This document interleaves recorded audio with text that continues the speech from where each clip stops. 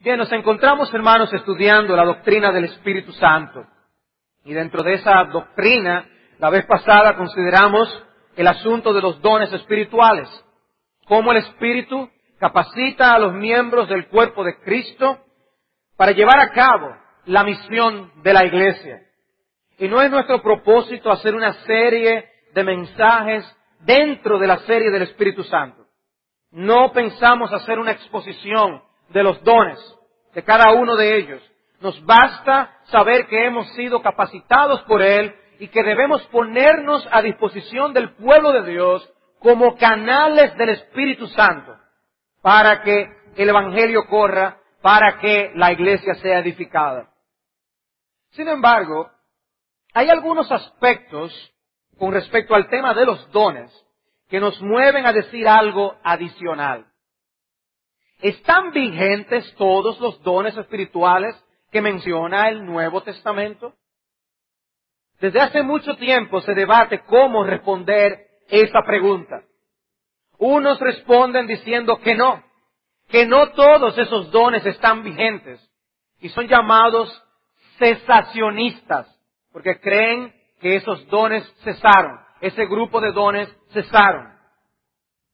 Otros responden que sí, que todos los dones continúan vigentes y han sido llamados continuistas o no cesacionistas. No es un tema cómodo para mí hablar y predicar sobre él. De hecho, de haberme dejado, yo hubiera hablado de otra cosa. Les confieso que no es para mí un deleite estudiar este tema. No es de las cosas que yo me inclinaría naturalmente a estudiar. Pero al mismo tiempo estoy muy consciente de que es un tema que hay que estudiar y del que había que decir algo. Y por eso aquí estoy, hablando de hoy del don de profecía.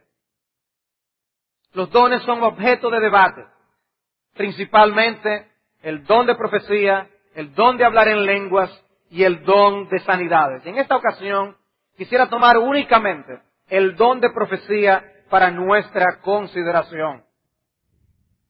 Y al asumir este tema, mis hermanos, mi propósito no es levantar controversia, sino que busco informar a la congregación. Busco traer información bíblica que nos ayude en el estudio de un tema como este. Hay personas que defienden su punto de tal manera que lo único que logran hacer es alejar más a los de la posición contraria. He tratado de sopesar los argumentos. He consultado comentaristas de los distintos puntos de vista. Y el que tengamos una convicción sobre el tema no significa que debemos ver a los demás como enemigos. Yo mismo no me considero un experto en este tema. Es cierto que algunos llevan las cosas de esta temática a extremos que son peligrosos. Pero no podemos meter y encasillar a todos en un mismo paquete y pensar que todos los que piensan de una manera son iguales, porque no es cierto. Hay buenos hombres con ambas posturas. El asunto no es un ataque a ninguna persona. Mencionaremos nombres, pero eso no significa que estamos atacando a sus personas, sino por causa de la influencia de sus escritos, me es digno y bueno mencionarles. Yo me considero cesacionista. Pero tal como ocurre con otros nombres, es bueno aclarar qué significa para mí ser cesacionista. Porque puede ser que no esté completamente de acuerdo con lo que otros cesacionistas abogan y escriben. Estudiando el tema, ha sido evidente que no todos los cesacionistas piensan lo mismo, ni se apoyan en los mismos argumentos. Si alguien, por ejemplo, me pregunta si yo soy calvinista, es correcto yo preguntarle ¿a qué tú te refieres con ser calvinista? Porque es posible que su concepción de lo que un calvinista es no sea lo que yo crea que un calvinista es. Y por eso lo de aclarar a veces lo que una persona es y para cómo usamos los nombres. Alguien llamó mi atención de un material dado en una conferencia por hermanos no cesacionistas. Y me llamaba la atención el hecho del propósito del tema de esa conferencia que se dio en esa conferencia en general. Una de esas charlas que se dio se titulaba Cuidado con la obra del Espíritu, sirviendo a los cesacionistas en su búsqueda del Espíritu, por Craig Cabanes. Interesante. Estoy citando esto en el sentido de que estos hermanos no cesacionistas o estos hermanos continuistas ministran a sus hermanos no cesacionistas para que sepan cómo lidiar con los cesacionistas y sirvan de edificación para ellos. Qué interesante. ¿Qué manera de tratar un tema donde hay diferencia y donde ha habido controversia? ¿Podemos nosotros tratar temas controversiales de manera controversial? ¿O podemos tratar temas controversiales de manera edificante? Y es edificante saber cómo ellos tratan acerca de esto.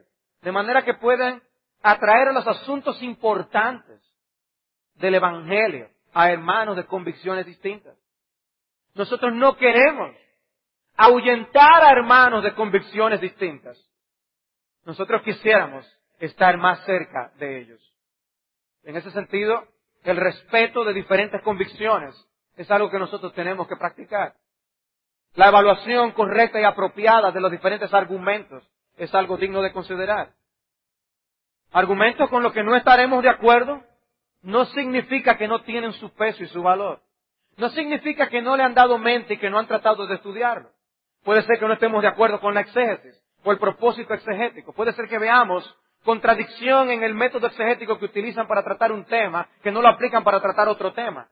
Pero muchos de ellos son siervos de Dios que están siendo usados y que todavía yo pienso seguir escuchando para edificar mi propia alma. Habiendo dicho esto, veamos entonces el don de profecía. Y quisiera comenzar por la profecía en el Antiguo Testamento. Gran parte o el meollo de esta controversia yace en el punto de una diferenciación entre la profecía en el Antiguo Testamento y la profecía en el Nuevo Testamento. Trataré de no ser demasiado técnico. Trataré de ser lo más llano posible. Pero les solicito que por favor sigan de cerca mi línea de pensamiento. Tratemos de seguir los textos y la línea de argumentación. Y ante esta diferenciación nos preguntamos, ¿cuál es el origen del ministerio profético? ¿Hay tal diferenciación entre los profetas del Antiguo Testamento y los profetas del Nuevo Testamento? ¿Hace la Escritura esa diferencia? ¿Cómo definimos el ministerio profético? Bueno, por eso pensamos que debemos ir a los orígenes del ministerio profético. Algunos argumentan que el origen del profetismo o de la profecía o de los profetas es algo que queda vagamente planteado en las Escrituras. Yo les propongo que no. Yo les propongo que el profetismo es algo delineado claramente en su origen. Y para ello quisiera que fuéramos en primer lugar al libro de Éxodo y comenzáramos en el capítulo 4, versículos 15 y 16. Éxodo capítulo 4, versículos 15 y 16. Aquí de manera interesante Dios dice a Moisés, tú hablarás a él, hablando de Aarón, y pondrás en su boca las palabras, y yo estaré con tu boca y con la suya, y os enseñaré lo que hayáis de hacer. Y él hablará por ti al pueblo, él te será a ti en lugar de boca, y tú serás para él en lugar de Dios. He aquí los orígenes del concepto de profecía. Alguien que habla en lugar de Dios. Alguien que habla en lugar de Dios, incluyendo, observen el uso de esta referencia. Yo estaré con tu boca y con la boca suya. Él te será a ti en lugar de boca. Un profeta viene a representar a Dios. Y Dios dice, pone sus palabras en aquel. En el capítulo 7, versículos 1 y 2. Éxodo 7, 1 y 2 dice, Jehová dijo a Moisés, mira, yo te he constituido Dios para Faraón, y tu hermano Aarón será tu profeta. Tú dirás todas las cosas que yo te mande, y Aarón tu hermano hablará a Faraón, para que deje ir de su tierra a los hijos de Israel. ¿Qué debía decir Moisés? Debía decir todo cuanto Dios le mandaba. Él no estaba encargado a decir su propia palabra, su propio mensaje, sino transmitir el mensaje de Dios. Yo te he constituido Dios para Faraón. Tú serás mi representante. Si él te presta atención a ti, es prestarle atención a mí. Despreciar lo que tú les enseñas es despreciarme a mí. Números capítulo 12, versículos 6 y 7. Números 12, 6 y 7. Y él les dijo, oíd ahora mis palabras. Cuando haya entre vosotros profeta de Jehová, le apareceré en visión, en sueños hablaré con él. No así a mi siervo Moisés, que es fiel en toda mi casa. Una de las cosas que los profetas recibían era visión de parte de Dios. Hebreos capítulo 1 nos dice que Dios habló por medio de profetas por diversas maneras, incluyendo visiones, sueños, revelaciones directas y cosas similares. El pueblo debía escuchar la palabra de los profetas como palabra de Dios. En Jeremías no tienen que buscar. Hablando de profetas que hablaban no conforme a la palabra de Dios, dice en el capítulo 23, versículo 16, así ha dicho Jehová de los ejércitos, no escuchéis las palabras de los profetas que os profetizan, que os alimentan con vanas esperanzas, hablando visión de su propio corazón, no de la boca de Jehová. El profeta estaba llamado a decir lo que era de la boca de Dios, no sus propios asuntos. Y dice, si ellos les alimentan a ustedes con esperanzas vanas que surgen de su propio corazón, esos son falsos profetas. Falsos profetas. Deuteronomio capítulo 13. Deuteronomio capítulo 13, versículo 4. En pos de Jehová vuestro Dios andaréis, a Él temeréis, guardaréis sus mandamientos y escucharéis su voz. A Él serviréis y a Él seguiréis. Tal profeta o soñador de sueños ha de ser muerto por cuanto aconsejó rebelión contra Jehová vuestro Dios, que te sacó de tierra de Egipto y te rescató de casa de servidumbre y trató de apartarte del camino por el cual Jehová tu Dios te mandó que anduvieses y así quitarás el mal de en medio de ti. Miren de qué manera Dios mandaba al pueblo que debía tratar a aquellos profetas que no hablaban conforme al mensaje divino. Están apartándote de Dios. Es un profeta o soñador de sueños que debía ser muerto. ¿Cuál es el mandato? Deben guardar los mandamientos de Dios, deben escuchar su voz. ¿A través de quién escuchaba el pueblo la voz de Dios? A través de sus profetas. Pero el texto clave del Antiguo Testamento es Deuteronomio capítulo 18. Deuteronomio capítulo 18, versículos 15 en adelante. Allí Dios promete que levantaría un profeta. Moisés está hablando al pueblo y está comunicando al pueblo diciendo, Dios me ha dicho que Él va a levantar un profeta como yo. Esta es una clara referencia a Cristo como el cumplimiento del profeta final. Y dice, profeta de en medio de ti, de tus hermanos, como yo, te levantará Jehová tu Dios, a Él oiréis. Conforme a todo lo que pediste a Jehová tu Dios en Horeb el día de la asamblea, diciendo, no vuelva yo a oír la voz de Jehová mi Dios, ni vea yo más este gran fuego para que no muera. Y Jehová me dijo, han hablado bien en lo que han dicho. Profeta les levantaré de en medio de sus hermanos como tú, y pondré mis palabras en su boca, y él les hablará todo lo que yo le mandare. Mas, a cualquiera que no oyere mis palabras, que él hablara en mi nombre, yo le pediré cuenta. El profeta que tuviera la presunción de hablar palabra en mi nombre, a quien yo no le haya mandado hablar, o que hablara en nombre de dioses ajenos, el tal profeta morirá. Y si dijeres en tu corazón, ¿cómo conoceremos la palabra que Jehová no ha hablado? Si el profeta hablara en nombre de Jehová y no se cumpliere lo que dijo, ni aconteciere, es palabra que Jehová no ha hablado. Con presunción la habló el tal profeta, no tengas temor de él.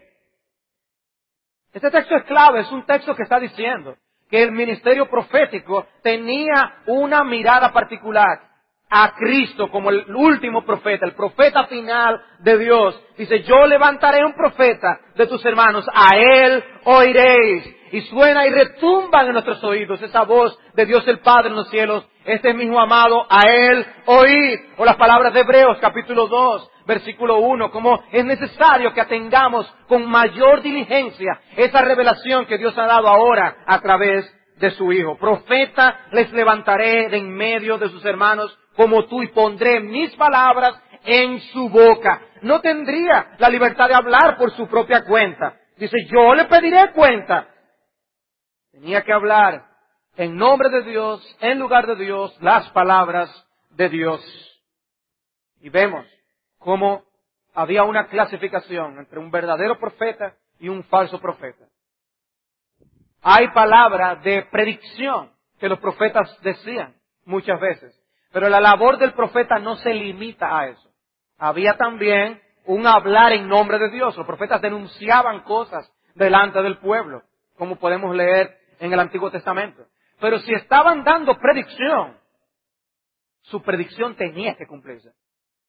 Si no, se demostraba la falsedad de ese individuo como profeta. Esa es la enseñanza que se está dando aquí. Moisés inicia el profetismo en el Antiguo Testamento. Viene a ser el patrón aún de lo que sería el profeta final, aquel que levantaría como tú, le dice. Ese es un profeta muy particular, el que es como tú. Vemos entonces que la profecía bíblica no tuvo su origen en el Nuevo Testamento, sino en el Antiguo Testamento. Ese concepto de profecía al que el pueblo de Dios estuvo acostumbrado fue el que se desarrolló desde el Antiguo Testamento. O sea que si vamos a buscar el origen del profetismo, comenzamos con Moisés. Antes de Moisés, Dios hablaba de manera directa a los patriarcas. Pero cuando el pueblo se hizo numeroso, Dios les habló por medio de sus profetas. Y el pueblo se atemorizó, el pueblo se aterrorizó con la forma en que Dios les hablaba. Nosotros ahorita aquí la gente brinca cuando llegan estos truenos que estábamos escuchando hace un momento. Imagínense al pueblo de Dios escuchando la voz de Dios en medio de truenos, relámpagos, centellas, fuego. Tenían temor. Le dijeron, dile a Dios que no nos hable más así. Y Dios le dice, ellos tienen razón. Les voy a hablar por medio de profetas. Voy a levantar profetas. Un profeta es alguien que habla palabras de Dios en nombre de Dios. Palabras de Dios en nombre de Dios. No es lo mismo dar un consejo a alguien, dar una palabra de exhortación a alguien o transmitir una opinión que lo que es la profecía en las Escrituras. Podemos hablar con sabiduría sin que eso signifique que son profecías ni que somos profetas. Recomendar a alguien que tome una decisión entre dos opciones no son palabras proféticas. Los profetas transmitían con precisión un mensaje divino, un mensaje de Dios. Eran guiados por el Espíritu Santo a decir lo que debían expresar de parte de Dios. Eran palabras que tenían su origen no en el hombre, ni en el corazón del hombre, ni las buenas intenciones del hombre. Eran palabras que tenían su origen exclusivamente en Dios. No estaban mezcladas con palabras de origen humano. Por esa razón, la fórmula profética que aparece en las Escrituras, utilizada por ellos, es así dice el Señor, o como dice el Espíritu Santo, o Dios dice. Hablaban de una manera distinta a como nosotros hablamos. Nosotros no decimos, así dice el Señor, tum, tum, tum. No hablamos con semejante voz autoritativa. Nosotros citamos las Escrituras, podemos decir Dios dice y cito un versículo. Pero yo no puedo decir Dios dice para decir algo que yo estuve pensando de mi propio origen. El profeta que tuviere la presunción de hablar palabra en mi nombre, a quien yo no le haya mandado hablar, o que hablar en nombre de dioses ajenos, el tal profeta morirá. La implicación obvia es que todo lo que un profeta decía en nombre de Dios debía tener su origen clara e indiscutiblemente en Dios. Cuando los profetas hablaban como profetas, eran infalibles. Eran infalibles. Dice segunda de Pedro, capítulo 1, versículo 20, entendiendo primero esto, que ninguna profecía de la Escritura es de interpretación privada, porque nunca la profecía fue traída por voluntad humana, sino que los santos hombres de Dios hablaron siendo inspirados por el Espíritu Santo. Y en otras versiones, la Biblia de las Américas, la Nueva Versión Internacional, lo dicen un poco más claro. Dice, pues ninguna profecía fue dada jamás por un acto de voluntad humana. Ninguna. O dice la Nueva Versión Internacional, porque la profecía no ha tenido su origen en la voluntad humana, sino que los profetas hablaron de parte de Dios, impulsados por el Espíritu Santo. Entonces, ¿qué dice Pedro que hablaban los profetas? Hablaban el mensaje de Dios con un origen divino. Y observen ese énfasis. Nunca, ninguna profecía fue dada jamás por un acto de voluntad humana. Nunca y ninguna. Oír a ese profeta era oír a Dios mismo. Oír a ese profeta era oír a Dios mismo. En ese sentido, toda profecía estaba libre de error. No podía errar ni siquiera una sola vez. El tal profeta podía ser muerto si erraba. Era considerado un falso profeta. Y si dijeres en tu corazón, ¿cómo conoceremos la palabra que Jehová no ha hablado? Si el profeta hablara en nombre de Jehová y no se cumpliere lo que dijo, ni aconteciere, es palabra que Jehová no ha hablado. ¿No se cumplió? Es palabra que Jehová no ha hablado. En esto, obviamente, muchos continuistas se han ido a un extremo tal que empiezan a dar profecías de fechas cuando Cristo vuelve y cosas semejantes. Es un grupo de continuistas que hacen tal cosa. No todos hacen esto, pero hasta ese punto se llega. Lo cual trae descrédito al Evangelio. Pero esto es un principio de evaluación de la profecía, que nunca es cambiado en las Escrituras. No vemos nunca un principio revelado que cambie esto en las Escrituras. Los estándares de la profecía no son acomodados para que sean otra cosa que no sea palabra de Dios, que no sean un mensaje divino. Cuando un profeta decía Dios dice, el asunto tenía que suceder indefectiblemente. De no ser así, la vida del profeta estaba en juego. Pero no era solo que la palabra tenía que cumplirse en el sentido de predecir un evento futuro. Los profetas también tenían que hablar las palabras de denuncia, de reprensión, de consuelo y de enseñanza. Y estas palabras tenían que estar de acuerdo con todo lo ya revelado por el Señor. No podían ser palabras que desviaran y apartaran al pueblo de la sincera fidelidad al Señor. Si eran palabras que tendentes a desviar a los hombres a adorar otra cosa que no sea Dios, también Dios tenía directrices al respecto. La enseñanza de los profetas tenían que estar libres de error, no debían dar una predicción que no se cumplieran, no debían extraviar al pueblo de Dios con doctrinas extrañas. Y una cosa que también observamos en la profecía del Antiguo Testamento es que el profeta hablaba de manera específica en su proclamación y en su aplicación. No había lugar a duda sobre qué era lo que él estaba diciendo en ese punto, si se iba a cumplir o no. No está como estos escritos de Nostradamus, que uno no sabe si se va a cumplir o se puede aplicar a cualquier cosa. No, los escritores del Nuevo Testamento podrían decir, así se sucedió para que se cumpliesen las Escrituras cuando dijo, pam, pam, pam. O sea que era revisable lo que ellos habían dicho, a ver si se cumplió o no se cumplió. Si era conforme a la verdad o no era conforme a la verdad. Porque mucha gente dice cosas hoy que se aplica como ellos dicen que se aplica. Porque puede aplicarse para cualquier cosa. La profecía no era tan vaga para que pasara por profecía de esa forma. Entonces llegamos al Nuevo Testamento.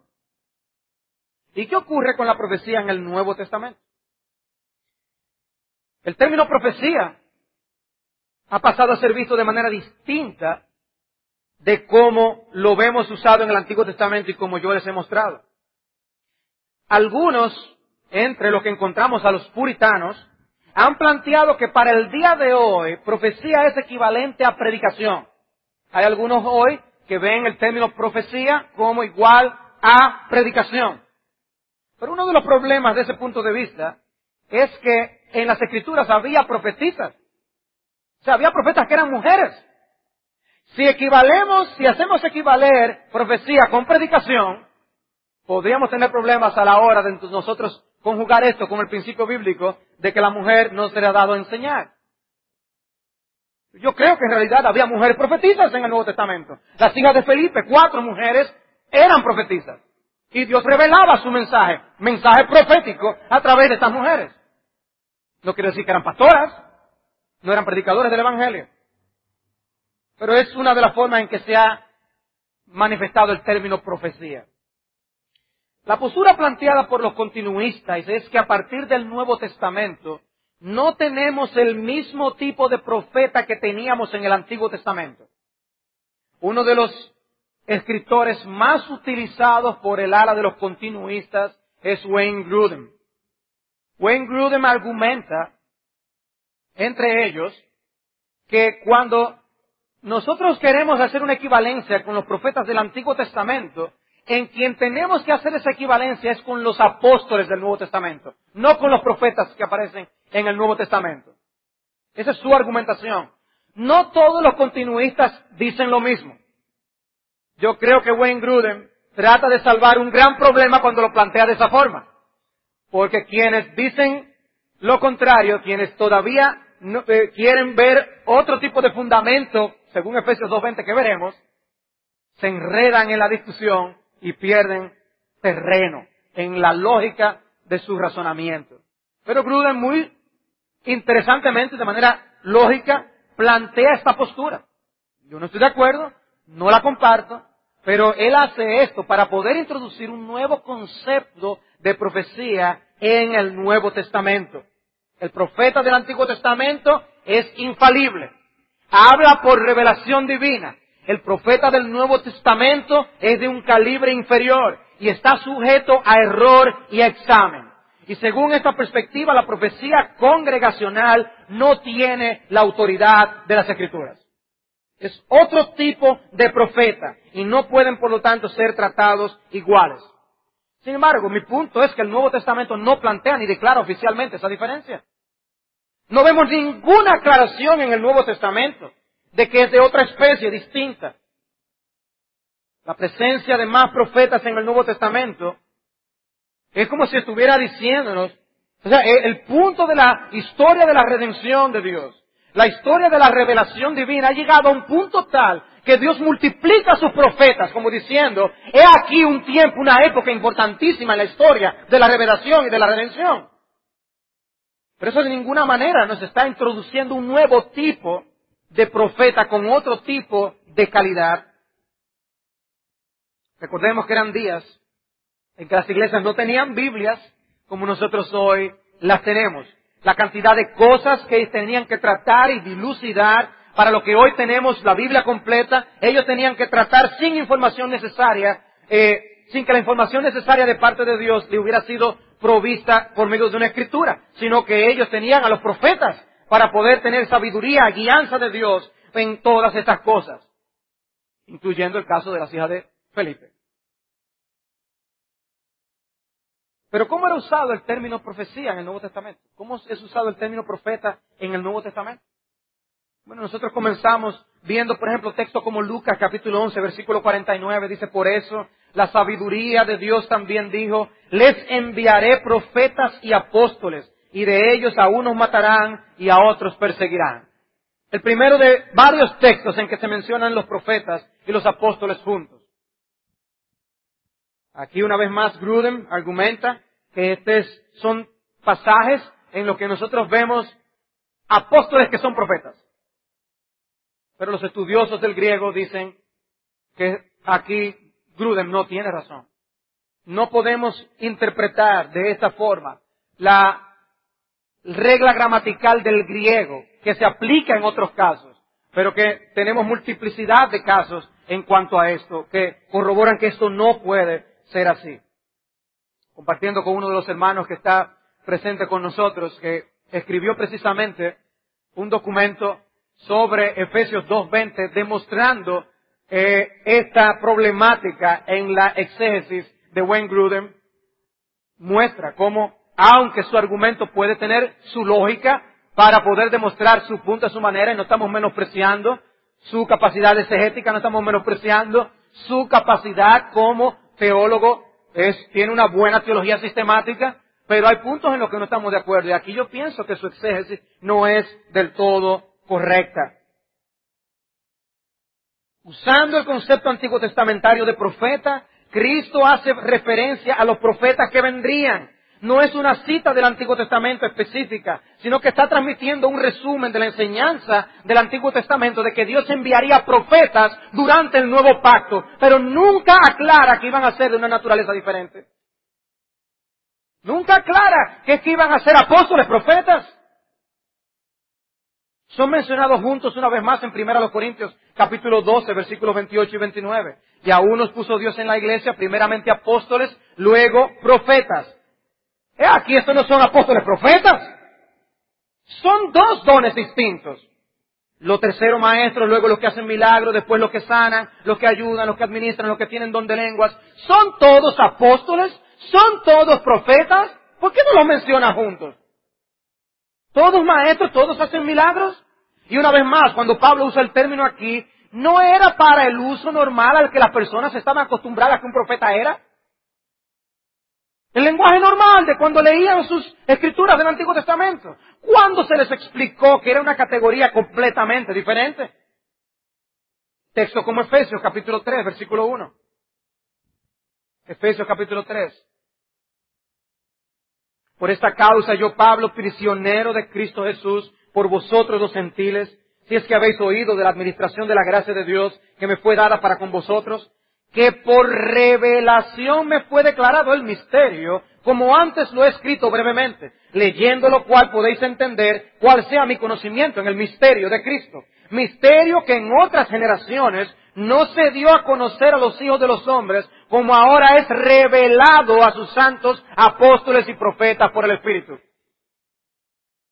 Y una vez más, vemos la mención de ambos personajes, apóstoles y profetas. Pero para hablar de ellos, como veremos en un instante, como fundamentos en la iglesia. Fundamentos doctrinales para el sostén, el soporte de la vida de la iglesia. Y dice que es un misterio revelado de parte de Dios.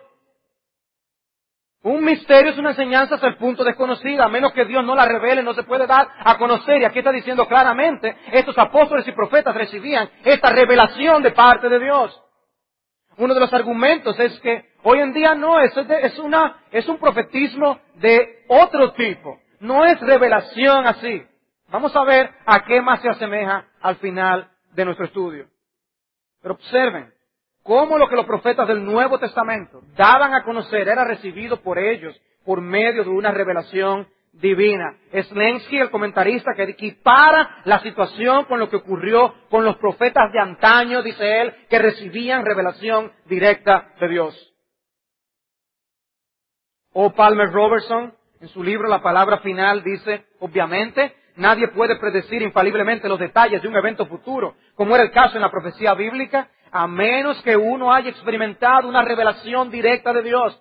Pero es igualmente cierto que nadie puede hablar de parte de Dios en el sentido profético, aparte de experimentar una revelación directa de Dios. Ya sea prediciendo o hablando en nombre de Dios, el profeta comunicaba revelación de Dios. Si una persona afirma que la profecía bíblica continúa hoy en cualquiera de sus formas básicas, debe quedar claro que está expresando creer que la revelación continúa hoy. Si hay profeta, hay revelación. Efesios 2:20. Un texto sobre el que hay controversia, edificado sobre el fundamento de los apóstoles y profetas, siendo la principal piedra del ángulo Jesucristo mismo. Hermanos, es bueno aclarar que tanto del lado de los cesacionistas como del lado de los continuistas nosotros podemos encontrar argumentos que no son respetuosos de las otras posturas. De ambas partes. Porque he visto defensas y argumentos de parte de los continuistas o los no cesacionistas, de lo cual yo puedo decir, pero yo no creo eso que tú estás diciendo. Yo no lo veo como tú dices que los cesacionistas lo ven. Y asimismo es verdad que hay cesacionistas que ponen en la boca de los no cesacionistas cosas que ellos no creen. Los no cesacionistas creen en la suficiencia de las Escrituras. Ellos creen en la suficiencia de las Escrituras, ese no es el punto. No podemos decir, es que los no continuistas atentan contra esto. No, su punto de vista, bien explicado, no atenta en sí mismo. Yo puedo ver riesgos, pero no es. Y lo menciono esto en el punto de que al llegar a un texto como este, aquí uno ve cómo a veces el punto de vista y los prejuicios y las presuposiciones dominan más que las buenas exégesis. Y nosotros tenemos que tener cuidado. Debemos cuidarnos, que nuestras exégesis sean bíblicas, edificados sobre el fundamento de los apóstoles y profetas, siendo la principal piedra del ángulo Jesucristo mismo. He aquí una imagen, una figura de que la labor de los apóstoles y de los profetas es equivalente a colocar un fundamento en un edificio. Aquí es donde he escuchado argumentaciones por continuistas que dicen que no, que esto es un fundamento que se permanece colocando para siempre. Hermanos, eso no es correcto. No es correcto. Aquí se habla de un fundamento. Se habla de un fundamento. En ese sentido, la postura de Grudem cuando él dice, es que está hablando de los apóstoles simplemente. Estos apóstoles y profetas son los apóstoles. Él salvaguarda su postura de esta manera. Sin embargo, yo creo que aquí se está usando el término profeta como lo he propuesto, que se había usado en el Antiguo Testamento y como se continúa usando en el Nuevo Testamento sin haber dado ninguna explicación de cambio para nosotros considerarlo de otra manera. Lo que encontramos en el Nuevo Testamento es una corroboración de que el carácter del profetismo del Antiguo Testamento es el mismo en el Nuevo Testamento. Ese fundamento para la iglesia establecido por los apóstoles y los profetas era ciertísimo. Nosotros estamos basados en un fundamento ciertísimo. Por eso el apóstol Juan puede hablar claramente de ese mensaje apostólico en 1 de Juan, capítulo 1, versículos 1 al 4. Nosotros no estamos predicando un evangelio creado por nosotros, que salió de nuestra imaginación. Fue establecido por Dios mismo, por medio de sus apóstoles y profetas. Otro texto en Efesios que utiliza ambos términos es Efesios capítulo 4, versículos 11 y 12. Y él mismo constituyó a unos apóstoles, a otros profetas. Aquí no podemos tomar a estos términos como si fueran de una misma persona. Podríamos hacer eso y aplicar la gramática del griego para decir que los pastores y maestros están hablando de una misma persona. Pero es imposible aplicar lo mismo en este pasaje y decir que los apóstoles y los profetas son lo mismo. No, a unos apóstoles, a otros profetas. Entonces, en algunos lo ven de una manera y en otros lo ven de otras. No, nosotros lo vemos consistentemente como los profetas, los mismos, representantes que hablaban en nombre de Dios, por el Espíritu de Dios, revelación divina. En ningún caso se deja ver, ni por asomo, de que se hablaba de profetas de un calibre distinto al de los profetas del Antiguo Testamento.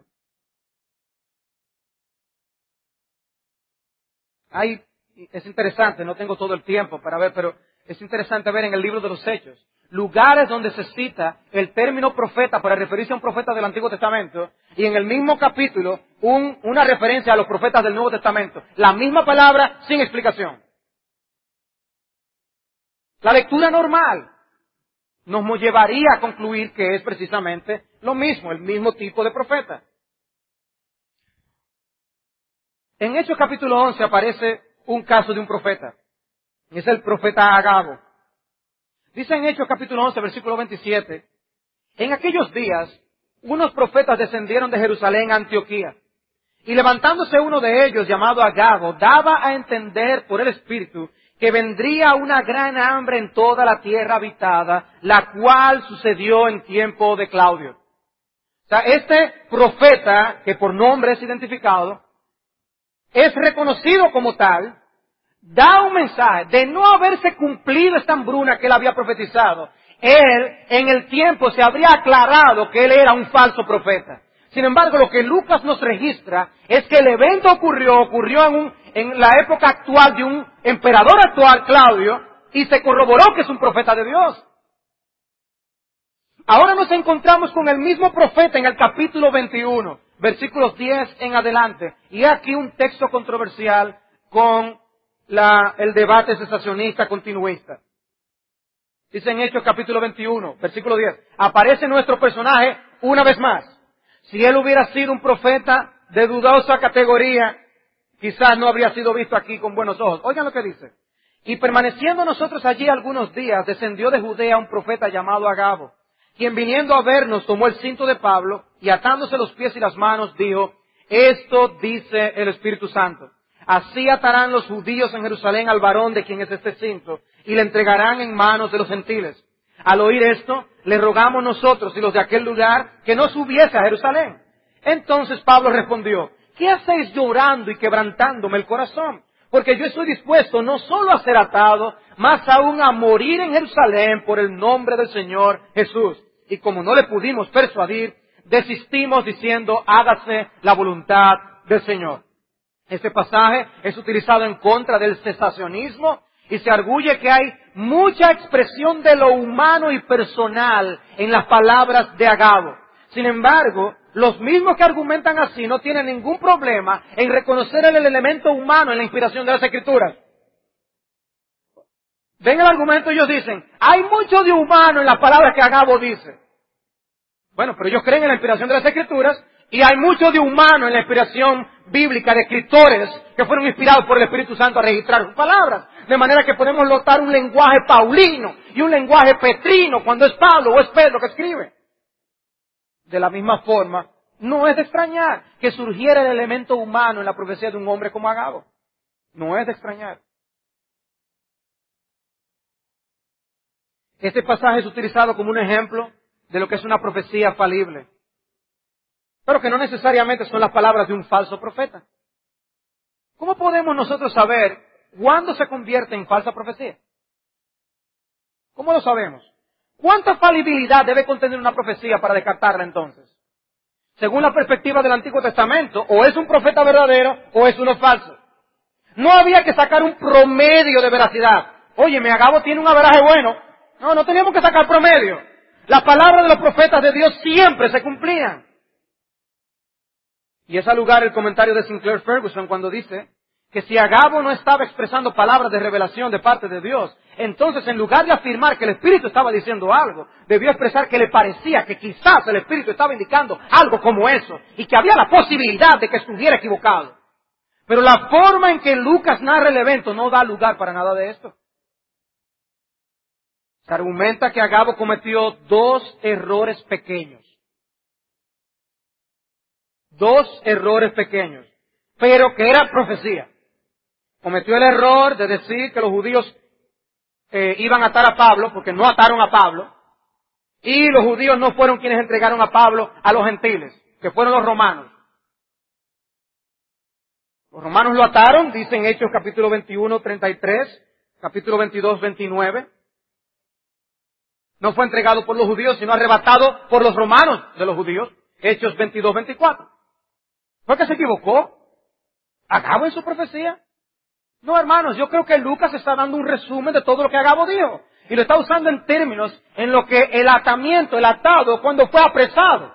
No necesariamente del evento literalmente. Los profetas daban ilustraciones gráficas que simulaban cosas que no necesariamente se cumplían literalmente. Eso en el Antiguo Testamento encontramos profetas en el que ellos mismos servían de figura con elementos físicos reales, pero el cumplimiento no era necesariamente físico. Era algo a lo que estaban acostumbrados los judíos. Si Agabo se equivocó, el problema es que dijo que lo expresó por el Espíritu Santo. Y aquí los continuistas dicen, por eso es que nosotros decimos que nadie que sea profeta y que tenga el don de profecía debe afirmar que dice algo por el Espíritu de Dios. ¿Ven a la conclusión a la que llegan?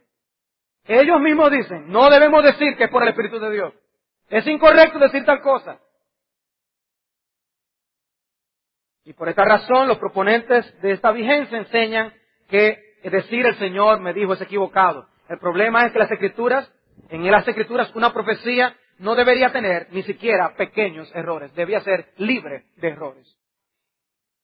Agabo llega incluso a utilizar esa simbología que manifiesta que era un profeta del tipo del Antiguo Testamento.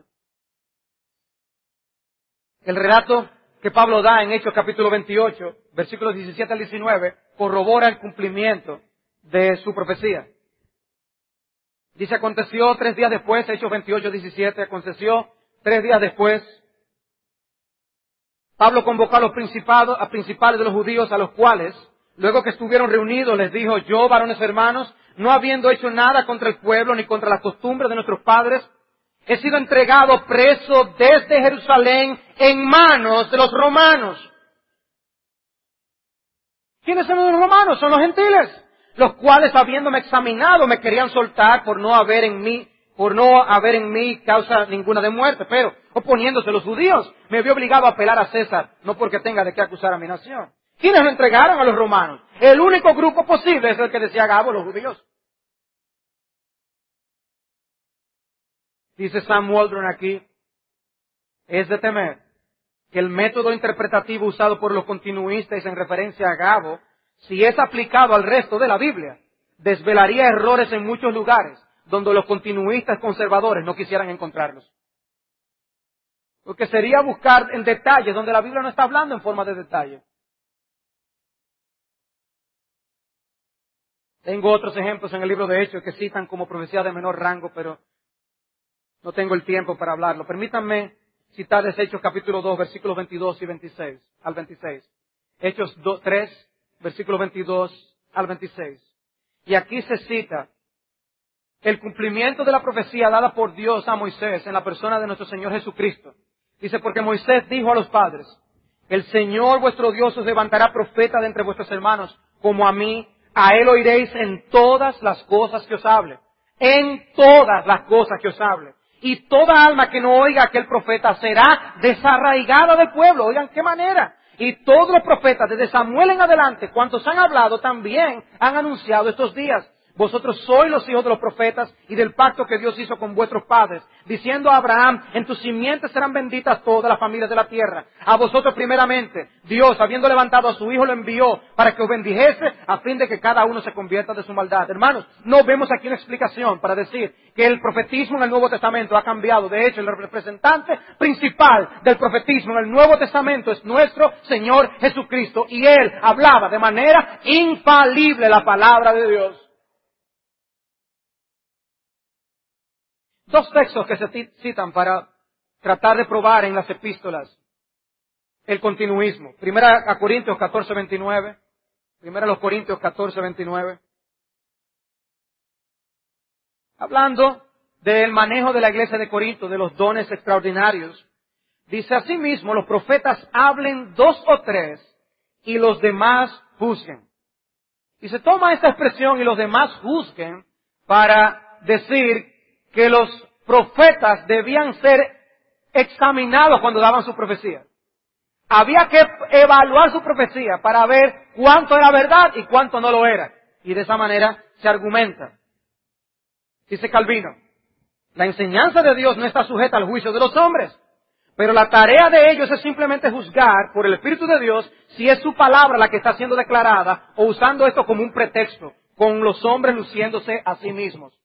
Dice, lo que está en juego aquí no es evaluar cuánto era palabra de Dios, es si era palabra de Dios o no lo era. Eso es lo que se está juzgando aquí. Una vez se establecía que la profecía venía por el Espíritu de Dios, ya no había necesidad de preocuparse. No hay que determinar qué porcentaje era bueno, todo venía de Dios. Otro texto, 1 Tesalonicenses, capítulo 5, versículos 20 y 21. No menospreciéis las profecías, examinadlo todo, retened lo bueno. Y como dice Steve Henning, este pasaje no dice además, y desecha lo malo. No había nada de malo en la profecía, eso no es lo que dice el texto. Se reconoce por los comentaristas que el término usado aquí es tomado prestado del mundo de los metales. Se ponían a prueba los metales para saber si era oro o si no lo era, si era plata o si no lo era. Las monedas se probaba su genuinidad, si era real o si no lo era. No había término medio. No existía un porcentaje de genuinidad. Eso es 50% verdadero. Lo mismo ocurría con la profecía. Así como el Antiguo Testamento decía que solo había 2 profecías verdaderas y falsas, al examinar las profecías, eso significaba que ellos debían mantenerse en guardia para que no se permitiera la entrada de ningún profeta falso que le fuera a guiar a ellos como iglesia. Y esta enseñanza está de acuerdo con las advertencias que tanto Cristo como Pablo dio a los creyentes acerca de que cómo se introducirían falsos profetas y falsos maestros en el pueblo de Dios.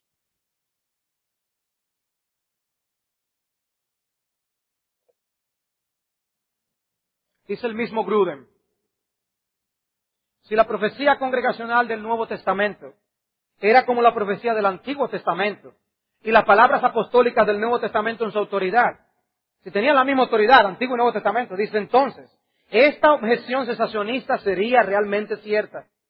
Si los profetas de hoy, por ejemplo, hablaron palabras que supiéramos que son las palabras mismas de Dios, entonces estas palabras serían igual en autoridad a las Escrituras y estaríamos obligados a escribirlas y añadirlas a nuestra Biblia donde quiera que las escuchemos.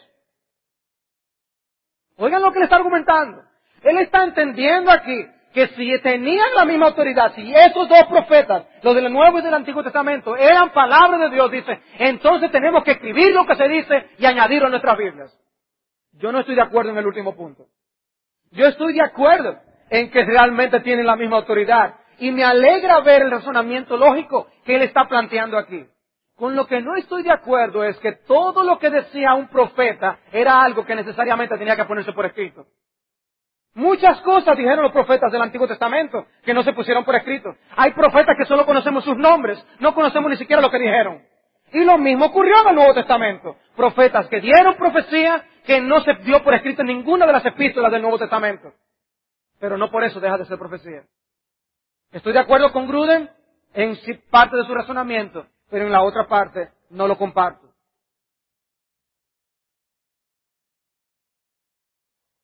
Bien, hermanos, mi punto es, no hay distinción terminológica entre la profecía del Antiguo Testamento y el Nuevo Testamento. La Biblia plantea lugares donde se cita la profecía en un mismo contexto y no se aclara que haya ninguna diferencia entre ellas dos. En el libro de Hechos, en el capítulo 2, se cita la profecía de Joel, cuando dice que el profeta Joel dice que se levantarán profetas, de entre vuestros hijos se levantarán profetas, y no aclara que haya una interpretación distinta para ambos términos. No dice, obviamente, estos profetas serán distintos a mí. No, también serían profetas. Vuestros hijos y vuestras hijas profetizarán. El libro de Apocalipsis es catalogado como una profecía y es un libro infalible. El énfasis del Nuevo Testamento es que el nuevo pacto es superior al antiguo pacto. El libro de Hebreos trata de mostrar eso hasta la saciedad. El nuevo pacto es superior. Pero si los profetas del Antiguo Testamento hablaban con infalibilidad y los del Nuevo no, ahí hay algo que no compagina con esa realidad. Los del Nuevo Testamento no tendrían ese tipo de infalibilidad como tendrían los del Antiguo. Y el profeta por excelencia es el Señor Jesucristo. La voz final de Dios que debe ser obedecida por cuanto es infalible. Jesús, el profeta del Nuevo Testamento. Y que va mostrando cómo cuando la función del profetismo, igual que el apostolado, se cumpliría, cesaría. Y observarán algunos que no me he metido en la interpretación de 1 Corintios capítulo 13, versículos 8 al 13. Ahí no están de acuerdo ni entre los mismos continuistas ni en los mismos sensacionistas cómo interpretar ese pasaje. Y a la verdad no lo necesitamos para llegar a una conclusión al respecto, según lo que hemos mostrado en el día de hoy. Creemos que tenemos la palabra profética más segura, a la cual hacemos bien en estar atentos, dice el apóstol Pablo, como una antorcha que alumbra en lugar oscuro, hasta que el día esclarezca y el lucero de la mañana salga en vuestros corazones. Entendiendo esto, que ninguna profecía es de interpretación privada, es de origen humano. Nunca la profecía fue traída por voluntad de los hombres, sino que los santos hombres de Dios hablaron, inspirados por el Espíritu Santo. Si el Nuevo Testamento no hace un pronunciamiento específico, dice Sinclair Ferguson, acerca de cuándo terminaría el uso de estos dones. Dice él, la función de esos dones es lo que determinaría su longevidad. Cumplieron su función, eso determinaría su longevidad.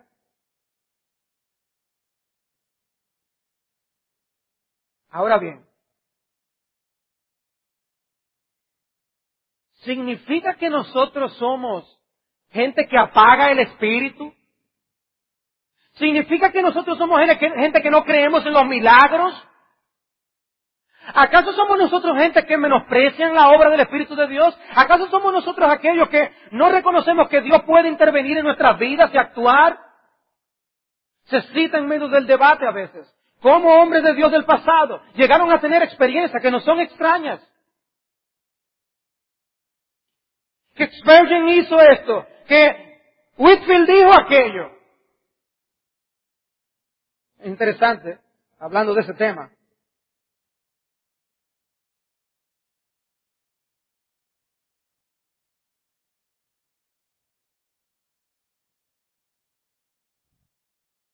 Estoy viendo de cuánto voy a leer de lo que tengo aquí. Thomas McCrae fue un siervo de Dios de Escocia del pasado. Fue un biógrafo de Knox.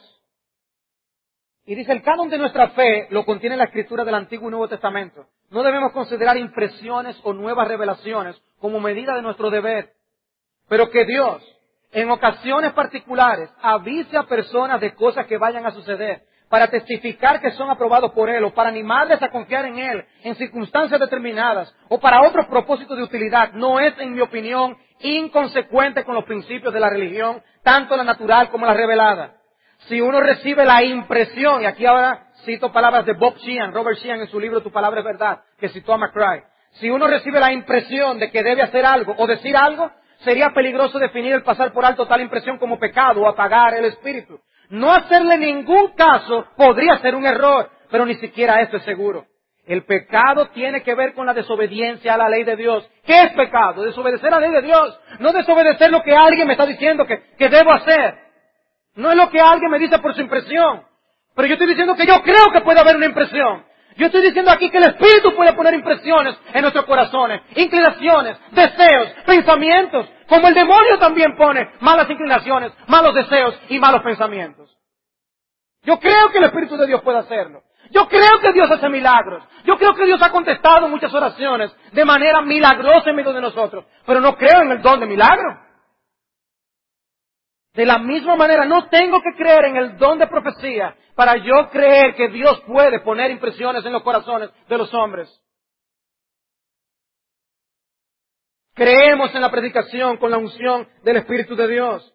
Sigue diciendo Bob Sheehan, que un hombre tenga una fuerte impresión de que algo va a suceder, lo comunique a otros y esa cosa suceda, no le hace un profeta. Las palabras de un hombre producidas por un conocimiento dado por Dios no son lo mismo que las palabras de Dios habladas por un hombre.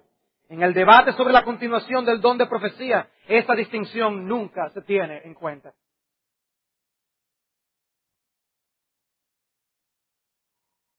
Hermanos, ¿ven ustedes? No es mi deseo apagar el Espíritu de Dios. No es mi deseo que nosotros seamos cristianos desprovistos de vida, que no confiamos en el Espíritu de Dios, que no rogamos a Dios que ponga peso en nuestro corazón acerca de ciertas cosas.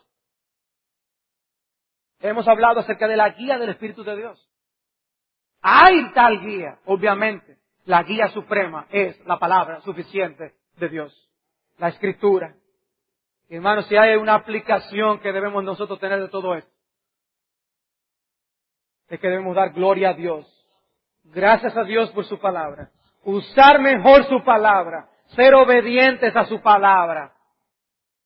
¿Saben qué nos falta a nosotros muchas veces? Que esos amados hermanos continuistas son más honestos y más fieles en obedecer las sugerencias e inclinaciones que ellos llaman profecía, que lo que nosotros hacemos a la palabra bendita de nuestro Dios. Para vergüenza nuestra tenemos que decirlo. Porque no nos animamos y no nos estremecemos y no vivimos y nos gozamos en las cosas ya reveladas por Dios, que son ciertísimas, como dice el apóstol Pedro. Si son ciertísimas, hermanos, vivamos por ellas y muramos por ellas, para la gloria de Dios. Hermanos, o es o no es. Pero jugamos a la religión, jugamos a la palabra de Dios.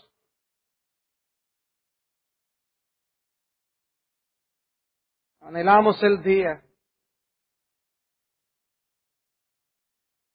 en el que nosotros veamos a nuestros amados hermanos de la academia salir de allí para servir a Jehová. Anhelamos el día cuando de nuestras sillas se levanten los hombres y las mujeres para hacer la obra de Dios donde Él nos llame. Hermanos, para eso tenemos que ver las Escrituras como Pedro la veía y atender a estas palabras como lo que es la palabra de Dios.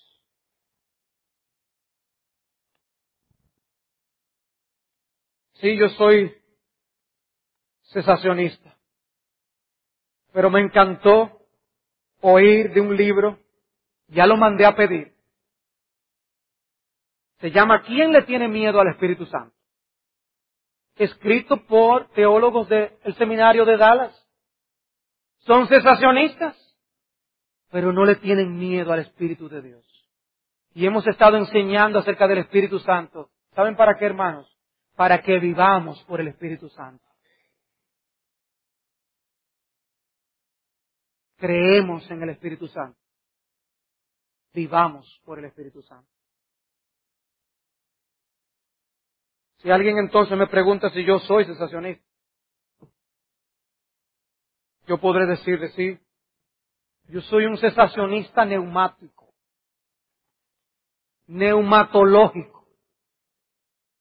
Un cesacionista que cree en el Espíritu. Que Dios nos conceda, hermanos, ser creyentes del Espíritu. Vamos a orar.